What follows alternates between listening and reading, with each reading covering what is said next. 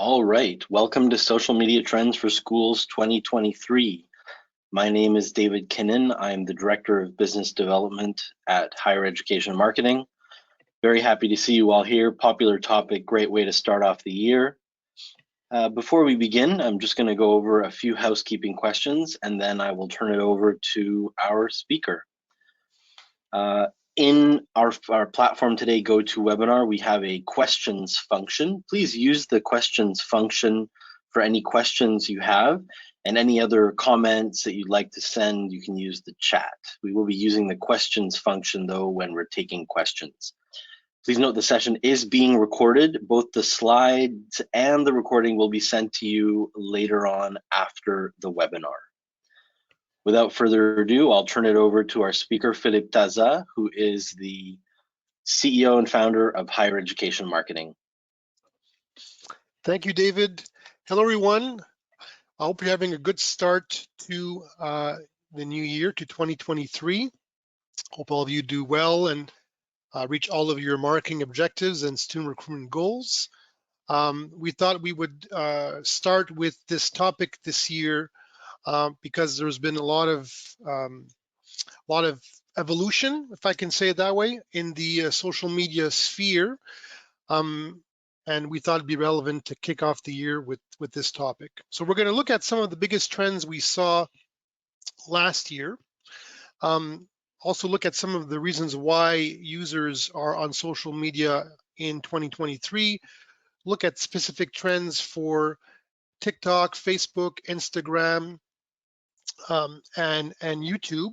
And then a few tips on how to succeed with your paid social initiatives. The majority of the content that we have for you today is related to the organic social media initiatives, but we have a few slides at the end that touch on paid because it's such a intrinsic part of social media today.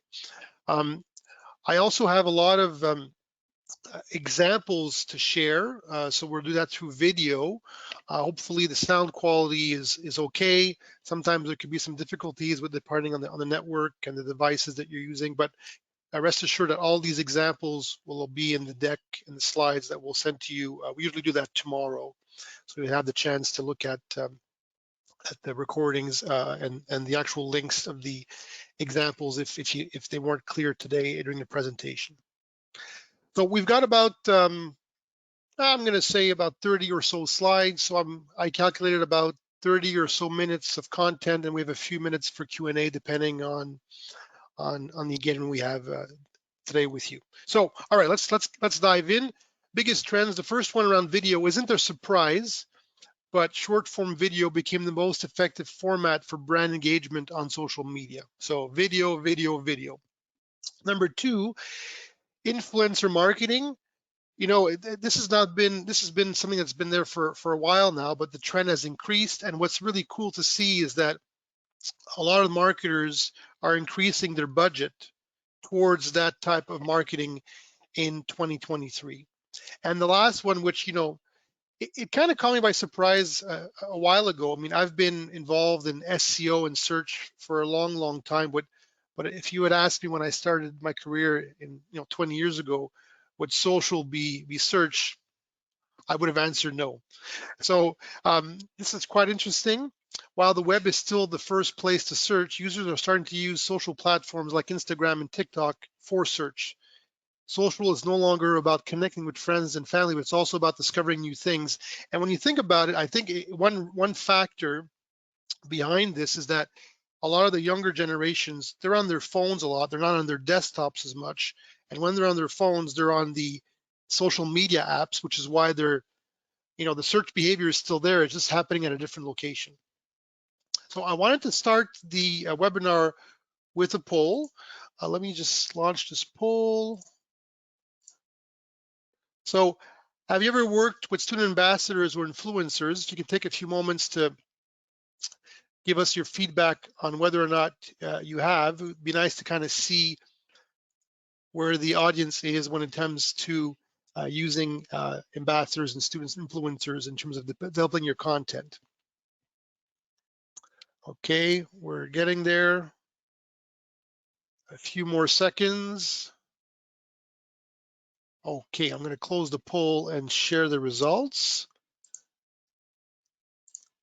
Well, it's about a 50-50 split. Very interesting. So again, the statistic said, 83%, will be spending resources in marketing towards this type of initiative. So I think there's an opportunity there, and you'll see a lot of the examples that I'm going to share today speak to that. Okay, so what we wanted to start with is just kind of stage the discussion in terms of some definitions. So Reels, TikToks, YouTube Shorts, they're similar formats. They're single topic videos, quick looping, served to a wide public audience. Users browse Reels and these other topics to discover new creators, and they remain on your feeds. And one opportunity is to obviously create this format, but distribute it on the other platforms. It's not common that we see that organizations will distribute that vertical type video, those Reels, those TikToks, and YouTube Shorts on all three of these platforms. Specifically YouTube Shorts, there's a big opportunity there to really repurpose your content on that platform. Now, to the contrary, stories, they're served to people that follow you, and depending on, and they only last a short amount of time. They can be videos like Reels, but they can also include different features like photos, links, hashtags, location. The location aspect is quite interesting, especially when you look at location and search, quizzes, boomerangs. Those are the video loops. And they disappear after 24 hours. So there are different formats that appeal to different audiences, essentially. And when it's a bit simpler to grasp or carousel, it's usually a swiping through process to look at multiple images in the post, or it could also be a slideshow of videos. So the carousel format is also quite popular and useful. The other part of the mechanics is instant forms. Now, instant forms didn't happen or appear in 2022. It actually happened and appeared a few years ago, but it really became mainstream after the iOS update. And the iOS update was related to tracking. So instead of sending your traffic to your main website or your landing pages, using instant forms to generate leads, collect data, conversions is the way to go, because the forms, they remain within the environment, whether it's Facebook, Instagram, LinkedIn, or TikTok. So really, we've seen a lot of uptake and instant forms becoming mainstream as a trend last year. Now, looking at different networks. So we're making a claim here, and it's not me that's making this claim. It's out there a lot. TikTok will become #1. In marketing, it depends who you're serving. So it may not be #1 for you. It may be #3. It may be #2, depending on your persona, your audience. But TikTok has released many features to kind of catch up and provide a rich environment of formats to its users.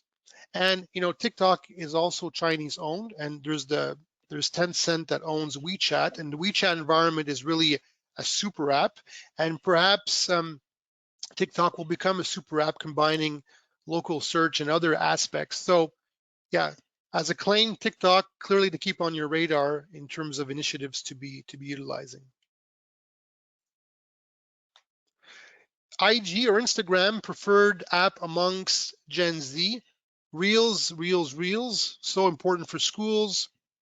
It grew significantly last year. We looked at the period of July to October 2022. It grew by 220 million users. And it's the preferred app in cases more than TikTok for this generation. So it's really a useful platform to be involved, depending again on your persona and who you're trying to target. Social SEO. So young users find social media searches more relevant. So we have a search box in the TikTok app, and we chose the keyword Canadian universities, and we just highlighted some TikToks that came up. 16 and 24-year-olds use social media more to learn about the brands they want to buy from than search. And you'll notice that the text, when we talk about SEO keywords, well, that content, though, that text is actually part of the TikToks that you see. Now, the other big trend is UGC, user-generated content, and we found this article of the Times Higher Education really relevant.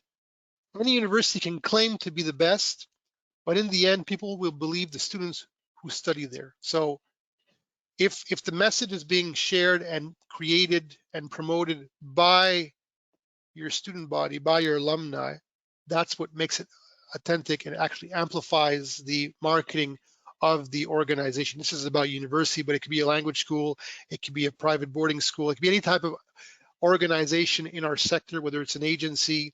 So yeah, I mean, marketers knew this and we've known this for a long time, but are we doing it, and are we doing it consistently and systematically?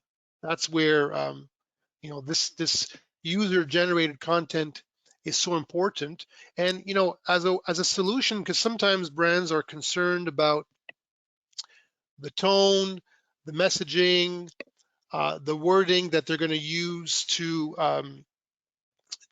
promote your organization. Well, it's possible to do branded videos with the user-generated feel.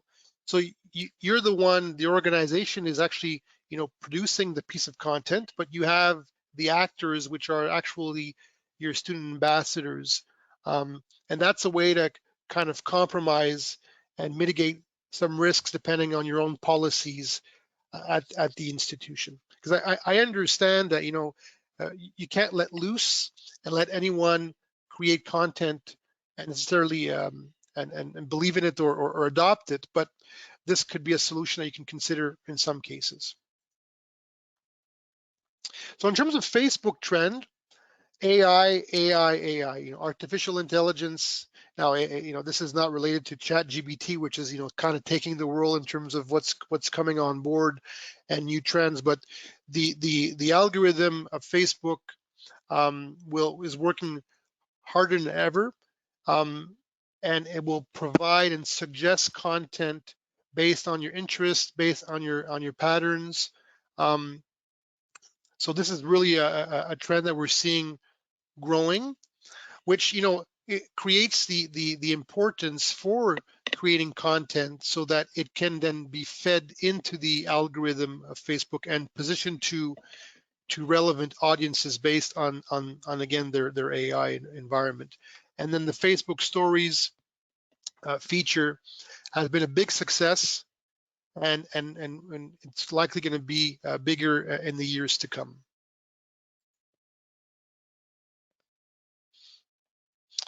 So here's the first example. Let me run that for you.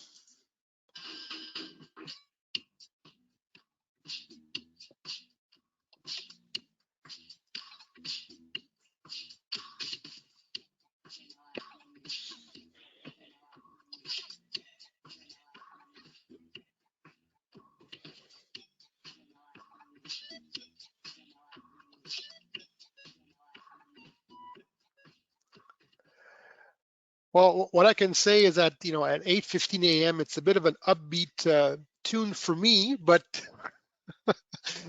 in 22, online videos made up more than 82% of all consumer internet traffic, which is 15 times higher than in 2017.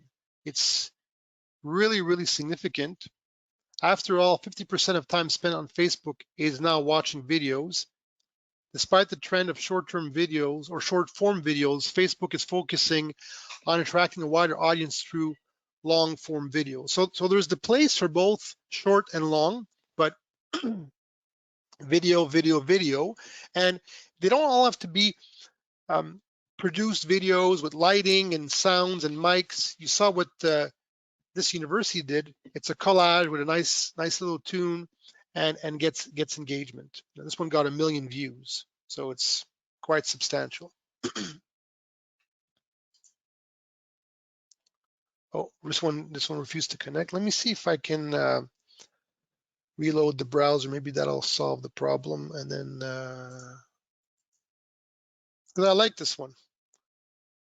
Let's see. Okay, here we go.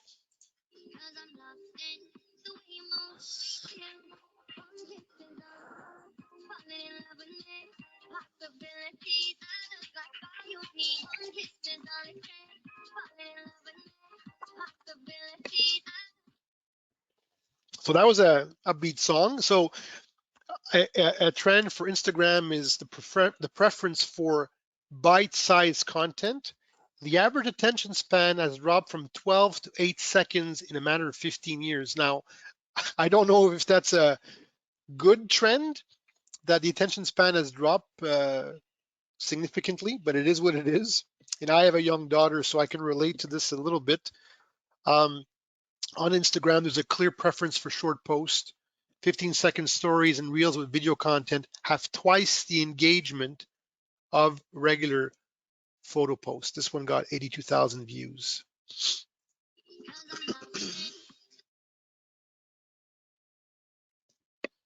Okay. Welcome to a day in my life at the University of British Columbia. I started off my day at 10, brushing my teeth, taking a shower, Oh boy. and getting ready for school. Then I made my way over to UBC campus, home to the Thunderbirds and sexy intellects. I always begin my day on campus by hitting up the nest and buying coffee and cookie from Blue Chip. Then I'll work for a bit, and on this day, I decided to go for a walk. There's a squirrel scratching his butt. Around 1 to 2, I'll make my way over to Nori and order a chicken teriyaki. I highly recommend their curry pan too. Woo! Sizzling hot. If you are enjoying what you're seeing, make sure to go on over to my YouTube channel and check out the full video. After my late... 1 second. I headed over to the library and worked a little more. I took a nap and got scolded by the UBC president. When I woke up, I realized I was late for class, so I booked it. I ran so hard, I dropped my IQ on the street, only to realize I missed the whole class. So what's interesting is that here, this is a good example of user-generated content, which has grown significantly on Instagram last year and will continue to grow. This content creator, refers to his YouTube channel to see the full video. So they're trying to draw. So this is quite interesting how you want to draw from one platform to another. Unfiltered photos and posts with a real story behind them have become increasingly popular on IG and will continue to be popular throughout 2023. 53,000 views on this one. So when you start adding these numbers up, and obviously it depends on the size of the organization and the size of your reach. And for a big university, maybe the goal is to have 50,000 views, 100,000 views. And if you're a small school, maybe it's to get 1,000 views, but it's all relevant and proportional. But if you do it and you encourage it, it builds over time. Okay, let's look at this one here. We're on YouTube.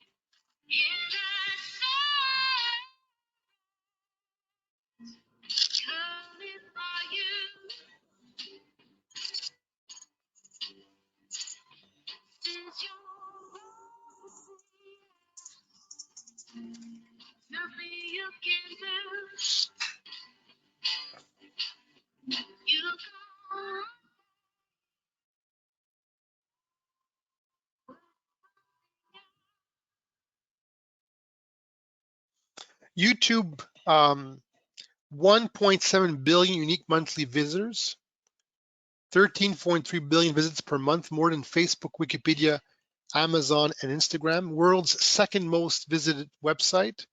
And what's really, this one really shocked me. 694,000 hours of video are streamed on YouTube each minute, which is more than Netflix.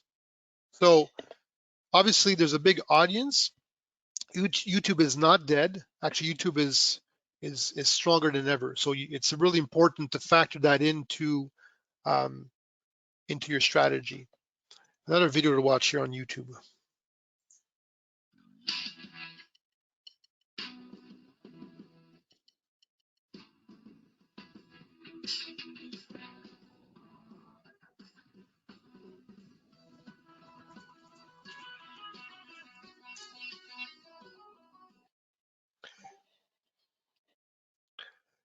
Users spend almost 24 hours a month, 24 hours each month on the YouTube mobile app. YouTube Shorts receive 15 billion daily views. So 1/3 of internet users have watched a tutorial or how-to video this week, and 30% of internet users report watching at least one video live stream weekly. So, the idea of creating your TikToks and publishing them on YouTube as a short has a lot of merit, and we see a big opportunity for a lot of organizations to leverage this platform and see, how you can monetize it and generate a larger audience. And in terms of TikTok, TikTok will prioritize local content. TikTok started testing nearby content. This new feature will allow organizations to create accounts and share visible posts. Think Google Map. So this is really to support and enhance the search feature that that users are leveraging. So yeah, so TikTok trends, local content, search, eating away gradually at Google Maps is what's happening. All right, next poll. Have you used a social media platform to search for content instead of Google before? Let me launch this poll with you here, and I'd love to get your feedback on social search, social SEO.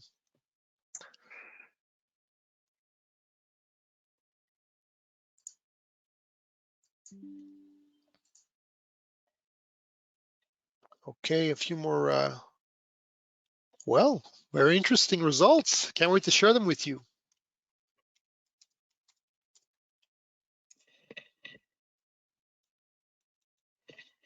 Okay, let me close the poll now and share the results. 75% of you, yes. Now, I wish I would have had another survey to ask you and get your age groups. I would have been curious to see,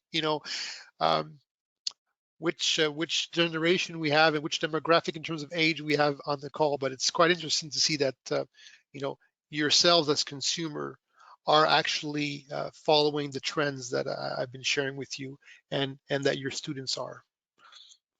Okay, let's go back to the slides and let's look at this search thing a bit deeper.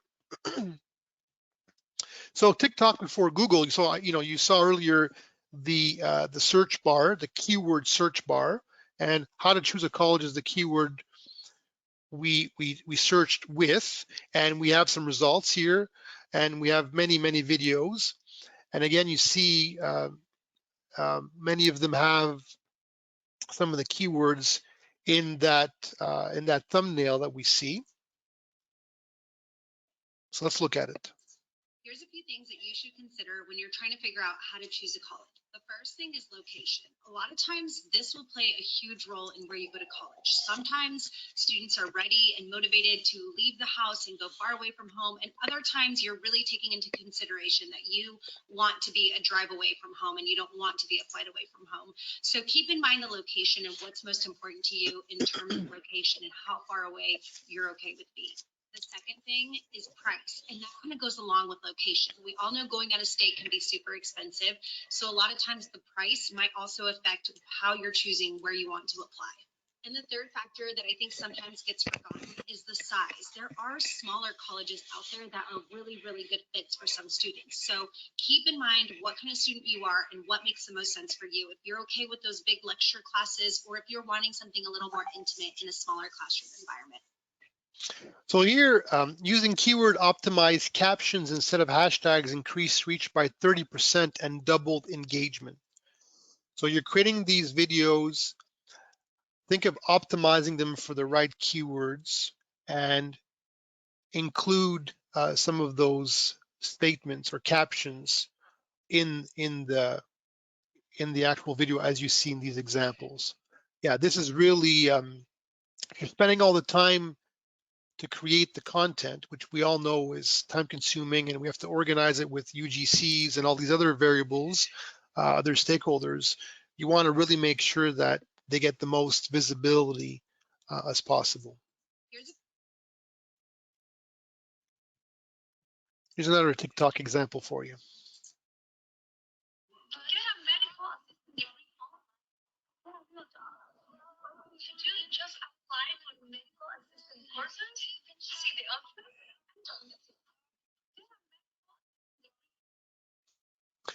So TikTok ads relevance keeps growing. TikTok ads interest has grown by a lot since 2020. The cost is still relatively competitive and affordable. Some claim that they're more enjoyable as a platform and as ads than other platforms. And 20% of people say that TikTok ads were more trend-setting than ads on other platforms. Now, we've seen an increase in our own engagements with TikTok ads. Obviously, because of the recruitment funnel and the cycle it takes for students to enroll in programs, the jury's still out in terms of the ROI. And we see some positive indicators, but with any marketing budget and activity, you should have some part of your budget towards R&D and testing. Well, you should clearly allocate some resources to TikTok ads if you aren't doing that already.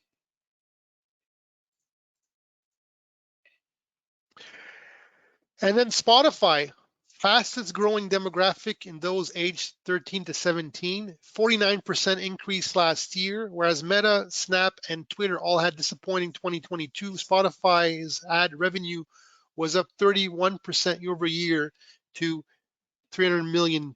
So it's a lot smaller than the Google revenue or Meta revenue, but still it's interesting to see that there's growth. Young people trust creators and trust authentic creators. 58% of Gen Z trust content from individuals as much than content from big news and media organizations, or even more. So now, is Spotify a ideal direct response environment? Probably not at the moment. It's probably more about branding and remaining top of mind and getting your message.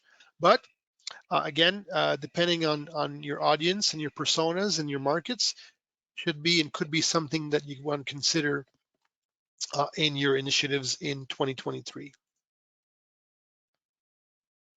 We wanted to give you some ideas of topic, of content. We're gonna look at trends now.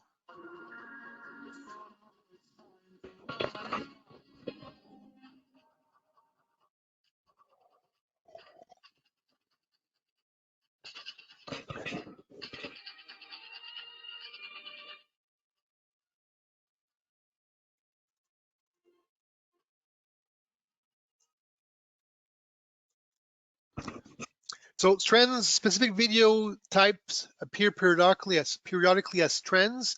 They're time bound, express the personality of the school if you decide to use that trend, and need to keep up with these trends and post before users are on to the next trend. So it's a bit of a race, but clearly keeping an eye on the trends and identifying the ones that resonate with your own organization could be a way to get a lot of visibility. You look at these two here from these universities, one got 53,000 views, the other one got 18,000 views. So there's clearly some value in following trends and adopting them. Once upon a time, there was a woman who wanted to go to the cloud, and she found her first step, AWS Restart. But when the day came, She felt nervous until she realized there were many just like her. Everyone used cloud computing, and like her, they had ideas, ambition, and drive. Now, thanks to Restart, the woman, that's me, works on the cloud every day, and that puts me on, well, cloud 9. So using career information as part of your content strategy always has been an important part. You can use that. You can look at careers to explore, an overview of the career, a day in the life of this career is for you, skills needed, career tips. There's lots of content that you can develop around this topic, because a lot of students, they want to see the outcomes. They want to understand what's going to happen afterwards. So really focusing on the end game is important.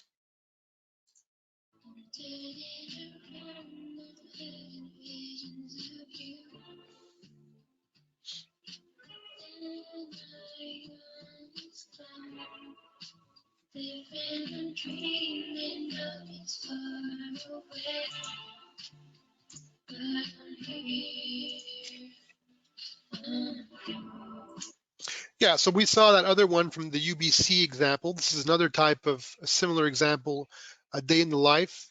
And people are intrigued by the unknown and they want to see what's happening, and you can showcase the campus and different types of experiences that your students are having within your organization. So clearly, one that's important.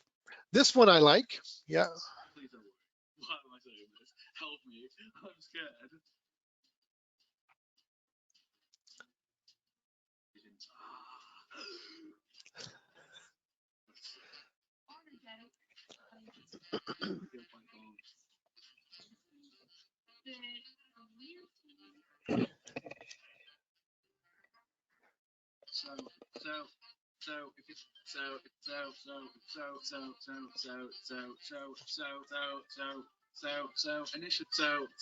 Yeah, I think you get the idea. Having the behind the scenes, especially if you have people that are following you and look for that next piece of content. Having humor, clearly a great way to showcase the brand in a nice way. So behind the scenes videos are ideal for education and for making viewers feel like they're getting something exclusive. So that's clearly an opportunity for you. Little humor, more humor here. Parents basically being like, you need to do an open day like video and be like, we're 21 in the UK. 21 in the UK? Yeah, no one cares about that. Exactly. What I'm saying is, we just get Lincoln. We just do a load of laboratory. Everyone loves the dog. Exactly. Yeah. Everyone loves Lincoln. Cool, perfect. Sorted.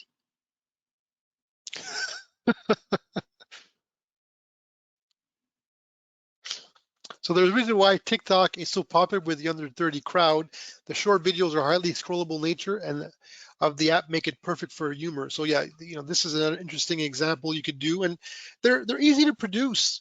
You don't need to have a whole production, and because creating content's not easy, but we wanted to give you some ideas that are easy to implement. The last one in terms of examples is the faculty. So let's look at this one a little bit. Hi, everybody. I'm Carolyn Bertozzi, and I just received the Nobel Prize in Chemistry for 2022. Can you believe it? Together with my students and my postdoctoral fellows who work in my lab, we invented a kind of chemistry that we call bio-orthogonal chemistry.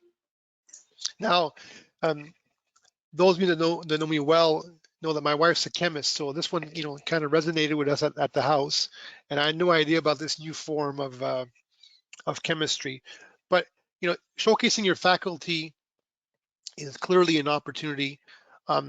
We see this more in larger organizations, but for the smaller organizations or institutions, this is really a big opportunity for you to leverage and showcase who you've got and teaching your students. So this example felt relevant to showcase with you.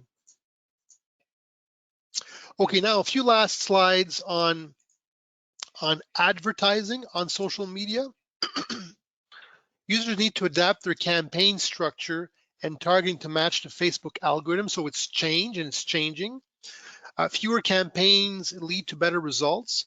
Grouping existing campaigns into fewer ones gives Facebook more room to optimize and automate, such as combining all similar programs at a campus or all programs from a faculty. Obviously, they have to be somewhat relevant, and you have to be careful with if you're targeting very similar audiences for similar things or educational programs. Well, this is where combining them together and using some of the automated bidding and automated options that Facebook provides is useful. Ad campaigns should include videos to drive more engagement. So on the social ads, this is an important trend that's growing. Cross-channel remarketing. Users tend to visit multiple platforms when searching for information. Ensure you have ads on different platforms or different formats. We even see that users will have multiple touch points when they engage with your brand. You know, they'll do it through search, through social, different types of social platforms. And we see that in, especially now with GA4, the attribution modeling is a bit more advanced than Universal Analytics was. So cross-platform initiatives is important as part of your paid advertising strategy to leverage outcomes that make sense. And maximizing the audience types, you know, ensuring that campaigns use custom audiences to support interest prospecting. This is also an important trend that we're seeing. Now, I never really understood this one, because the amount of time and energy that's spent creating content is significant, yet not a lot of organizations spend a few dollars to boost the posts. So it's really hard to drive organic engagement on social unless you're a really, really large brand or you have large influencers. It's a play to pay game. So boosted posts is really, really key. And, you know, small amounts, small investments for each post can have, as you can see, significant compounding effects over time. You know, these posts got $100 each, got engagement, got reach, got a lot of impressions. So you do that daily, weekly, monthly, yearly, there's a lot of growth potential that you see. So boosted posts, it's not a new trend, but it's one that we really would encourage you to leverage. And in terms of Facebook's automated settings, automatic bids on Facebook's are very efficient. Facebook prioritizes its automatic settings over manual optimizing. Including automatic bids, campaign level budgets, placements, and ad creatives is really productive. And setting your campaigns to have the most automatic settings will save you time and energy, and will also generate great results. So that's our last slide. As always, our organization and our team are here to help you. If you want us to have a look at, take a sneak peek at your initiatives and provide you some insights, we have a free offer that you can take advantage of. My colleague Scott and I are obviously at your disposal. We have about a minute left or so. If there's any questions you'd like to ask, by all means. If I don't have the time to answer them right now, I can always follow up with you after the webinar.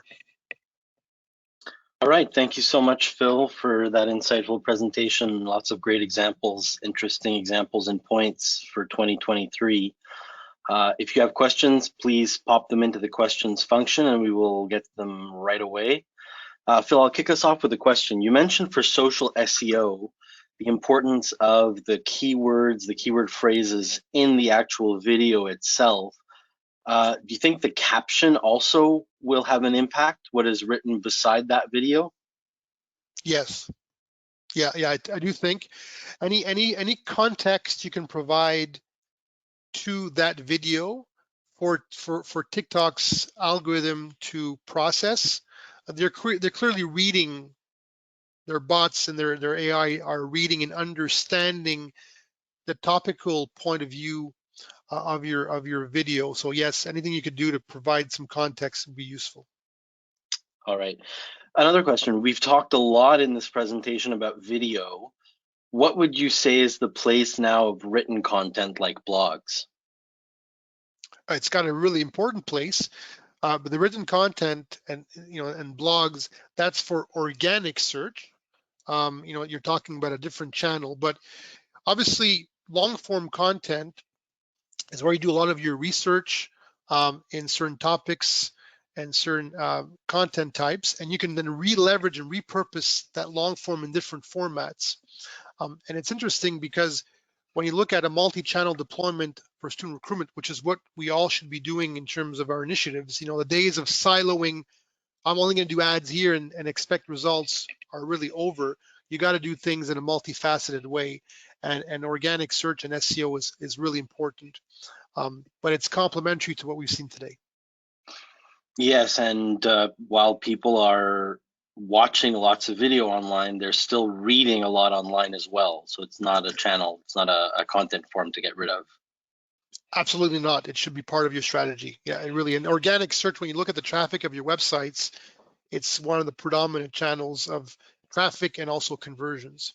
We have one last question we got in the chat here, David, Yeah, asking about popular AI chat and where do probably you see? Chat GPT No, well, is what's meant there. no, it's probably around chatting, but there's chat bots you can deploy on websites to answer common FAQs of users, and some of them are getting smarter and smarter. Yeah, I think if you have a high traffic